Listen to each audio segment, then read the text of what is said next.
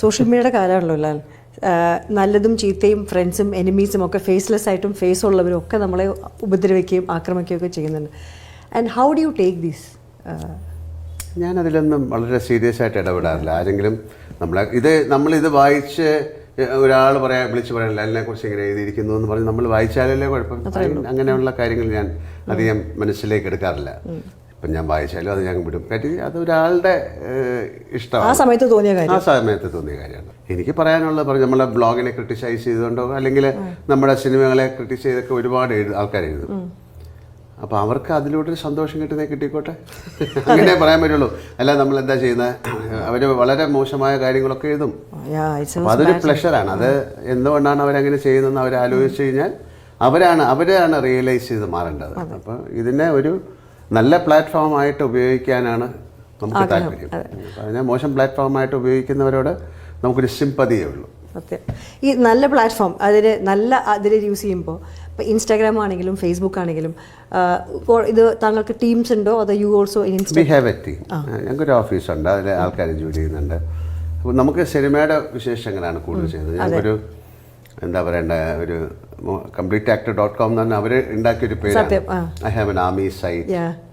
അതായത് ആ സൈറ്റ് എന്ന് പറഞ്ഞാൽ എങ്ങനെ ആർമിയിൽ അല്ലെങ്കിൽ എയർഫോഴ്സ് നേവിയിൽ ജോലി ചെയ്യാം, എന്തൊക്കെ ജോലി ഒഴിവുകളുണ്ട്, how to attain or how to get in to that. അപ്പോൾ അങ്ങനെ കുറേ ഇതുണ്ട്, ബ്ലോഗ് എഴുതുന്നുണ്ട്. പിന്നെ ഇടയ്ക്ക് ഞാൻ എൻ്റെ ആർട്ടിഫാക്ട്സിൻ്റെ എന്തെങ്കിലും ഒരു ഗാലറി ഉണ്ട്. അപ്പോൾ അങ്ങനെ ഇറ്റ്സ് ഓൾ നമുക്ക് ഇഷ്ടമുള്ള കാര്യങ്ങൾ നമുക്ക് ചെയ്യാൻ പറ്റിയ ഒരു സ്ഥലം, അത്രയേ ഉള്ളൂ. മോഹൻലാൽ 24 മണിക്കൂർ മതി ഒരു ദിവസം? അത്രയല്ലേ ഉള്ളൂ. അതാ ഞാൻ ചോദിക്കണേ, എത്ര കാര്യങ്ങളാണ് ചെയ്യണം 24 മണിക്കൂറിൽ? അതിനിടയ്ക്ക് ഡൽഹി പോയി പത്മഭൂഷൺ വാങ്ങിച്ചു. ആ എക്സ്പീരിയൻസ് എങ്ങനെയായിരുന്നു? It's A great feeling. ഞാൻ സുചിരോടിലെ ഫോട്ടോ കണ്ടു. തീർച്ചയായിട്ടും നമുക്ക് പത്മശ്രീ 2000 കിട്ടിയിട്ടുണ്ട്, നാഷണൽ അവാർഡ്സ് കിട്ടിയിട്ടുണ്ട്. എവരി എന്താണ് ഒരു അക്സെപ്റ്റൻസ് ആണത് നമ്മൾ ചെയ്യുന്ന നമ്മുടെ ജോലിയോട് അല്ലെങ്കിൽ നമ്മൾ ചെയ്തുകൊണ്ടിരിക്കുന്ന പ്രവൃത്തിയോടുള്ള രാജ്യം തരുന്നത്. അത് അതിൻ്റെ ഒരു ഏറ്റവും നമ്മൾ തല കുനിച്ച് തന്നെ അത് വാങ്ങിക്കുന്നത്. It's A great owner. അപ്പോൾ അതിന് എന്നെ അർഹരാക്കിയ എല്ലാവരോടും ഞാൻ നന്ദി പറയുന്നു. അല്ലേ, നമ്മളുടെ ഒരു ട്രാവലിൽ ഒരുപാട് പേര് അതിൻ്റെ കൂടെ സഞ്ചരിച്ചിട്ടുണ്ട്. അപ്പോൾ അവരുടെയൊക്കെ ഹെൽപ്പും സ്നേഹവും പ്രേയേഴ്സും ഒക്കെ തന്നെയാണ് അതിലേക്ക് നമ്മളെ കൊണ്ടുപോയിരിക്കുന്നത്. അപ്പോൾ അവരോടൊക്കെ നന്ദി പറയുന്നു. അതാണ്.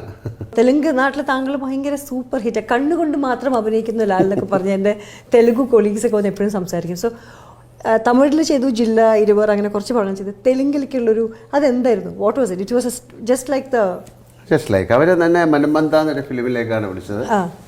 അത് കഴിഞ്ഞ് ജനതാ ഗരാജ് എന്ന സിനിമയിലേക്ക് വിളിച്ചു. പിന്നെ നമ്മുടെ പടങ്ങൾ എല്ലാം ഒരുപാട് സിനിമകൾ ഇപ്പോൾ എല്ലാം തെലുങ്കിലെ ഡബ് ചെയ്യുന്നുണ്ട്.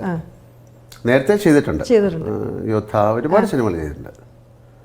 പക്ഷേ ഈ ജനതാ ഗാരേജ് എന്ന് പറയുന്ന അവിടുത്തെ ഒരു സൂപ്പർ ആക്ടറുടെ കൂടെയാണ്, സൂപ്പർ സ്റ്റാർ എന്ന് വിശേഷിപ്പിക്കാവുന്ന ആളുടെ കൂടെ അഭിനയിച്ചപ്പോൾ അദ്ദേഹത്തിന് ഇഷ്ടപ്പെടുന്ന ഒരു വലിയ കമ്മ്യൂണിറ്റിയും കൂടെ നമ്മളെ ഇഷ്ടപ്പെടാൻ തുടങ്ങി, നമ്മുടെ സിനിമകൾ കാണാൻ തുടങ്ങി. അത് കഴിഞ്ഞിട്ട് കുറേ തെലുങ്ക് ഫിലിമിലേക്ക് എന്നെ അഭിനയിക്കാൻ വിളിച്ചു. പക്ഷെ അത് ആ സമയത്തൊന്നും പോകാൻ പറ്റില്ല, നമുക്ക് മലയാള സിനിമയോടുള്ള ഒരു കമ്മിറ്റ്മെൻറ്റ്. പിന്നെ നമ്മുടെ മലയാള സിനിമ ഇപ്പോൾ തമിഴ്, തെലുങ്ക്, ഹിന്ദിയിലൊക്കെ ഒരുപാട് ഡബ് ചെയ്ത് എല്ലാവർക്കും കാണാവുന്ന സൗകര്യങ്ങളുണ്ട്. അപ്പോൾ അതിനെ നമ്മൾ ഉപയോഗിക്കാം. അതെ, ഈവൺ ഇപ്പോൾ എന്താ നെറ്റ്ഫ്ലിക്സിലാണെങ്കിലും ആമസോണിലാണെങ്കിലും ഇംഗ്ലീഷ് സബ് ടൈറ്റിലോട് വരുന്നതോടുകൂടി പടത്തിനൊരു എന്താ പറയുക യൂണിവേഴ്സൽ ലാംഗ്വേജ് ആയി. സബ് ടൈറ്റിൽ ഇല്ലാതെ ഇപ്പോൾ ഡബ് ചെയ്തിട്ടാണ്. ഇപ്പോൾ ലൂസിഫർ എന്നുള്ള സിനിമ നമ്മൾ തമിഴ്, തെലുങ്ക്, ഹിന്ദിയൊക്കെ 16 റിലീസാകും. ആണല്ലേ? Okay, that's nice. പുതിയ സിനിമകളുടെ കാര്യം പറഞ്ഞു. കുഞ്ഞാലി മരിക്കായിരുന്നു എൻ്റെ ആദ്യത്തെ ചോദ്യം. മഹാഭാരതം അത് നേരത്തെ ഓഷോ പറഞ്ഞ അതിങ്ങനെ നിൽക്കുന്നുണ്ട് അവിടെ. അതെ, അറിയില്ല എന്ത് സംഭവിക്കുന്നു. ഓക്കെ, ഒരുപാട് സമയം എനിക്കില്ല എന്ന് എനിക്കറിയാം. അതുകൊണ്ട് തന്നെ I just want to tell you, ഒരാൾ ലൂസിഫർ കാണണമെങ്കിൽ, ഇപ്പോൾ പടം റിലീസ് ചെയ്ത് കുറേ പേര് കണ്ടു കഴിഞ്ഞു, എന്നാലും if you want to tell somebody that why somebody should watch Lucifer, what should be your main point? Lucifer കാണാനുള്ള പ്രധാന പ്രചോദനം എന്തായിരിക്കണം? എൻ്റർടൈനർ എന്ന് പറയുന്നത് it's not an easy thing. എല്ലാ കാര്യങ്ങളും നന്നാവണം അല്ലേ.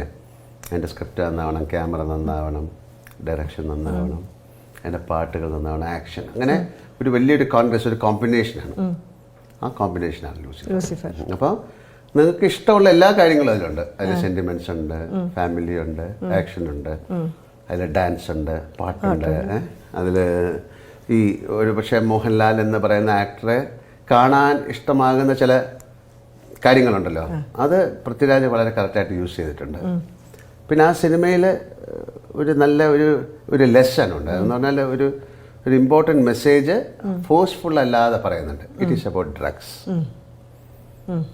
അത് നമ്മുടെ കേരളത്തിലേക്ക് ഭയങ്കരമായി വന്നുകൊണ്ടിരിക്കുന്ന ഒരു കാര്യമാണ്.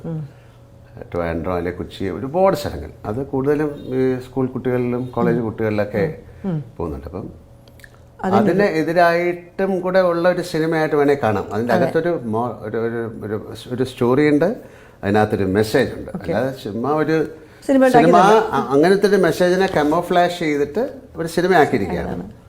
അപ്പോൾ തീർച്ചയായിട്ടും ഒരു ഫാമിലി ആയിട്ട് കാണാവുന്ന ഒരു സിനിമയാണ്. ഒരുപാട് നല്ല മൊമെന്റ്സ് ഉണ്ട് ഫാമിലിയിലെ ആൾക്കാർക്ക് ഇഷ്ടമാകുന്നത്. അപ്പോൾ അതാണ് ലൂസിഫർ കാണാൻ ഞാൻ ആൾക്കാരോട് പറയാൻ പോകുന്ന കാര്യം. സർപ്രൈസ് പാക്കേജ് വന്നിട്ട് വിവേക് ഒബ്രോയ് ആയിരുന്നു അല്ലേ? കമ്പനിയിലാണ് പണ്ട്. അത് പക്ഷെ നിങ്ങൾക്ക് ഒരു സീനും കൂടെ ഇല്ല. അതുകൊണ്ട് ഒരുപാട് സീനുണ്ട് വിവേക് ഒബ്രോയായിട്ട്. അല്ല അതില് കമ്പനി ഉണ്ടായിരുന്നോ? പിന്നെ കമ്പനിയിൽ ഉണ്ടായിരുന്നു അല്ലേ? പിന്നെ ഇവിടെ എങ്ങനെയായിരുന്നു? After that how was Vivek Oberoi getting into this? അല്ല ആദ്യത്തെ മലയാളം ഇതല്ലേ? നമുക്ക് ആ സിനിമയിൽ ആ ക്യാരക്ടറിന് ഒരുപാട് പേര് നോക്കിയപ്പം അങ്ങനെ ഒരു നല്ല ഭംഗിയുള്ള ഒരാൾ വേണം ആ ക്യാരക്ടർ ചെയ്യാൻ. എന്ന് പറഞ്ഞാൽ ആൾക്കാർക്ക് അയാളെ ഇഷ്ടമാകണം. ഈ അപ്പം ആ സിനിമ കണ്ടാലേ അത് പറയാൻ പറ്റും. ഞാൻ കണ്ടിട്ടില്ല.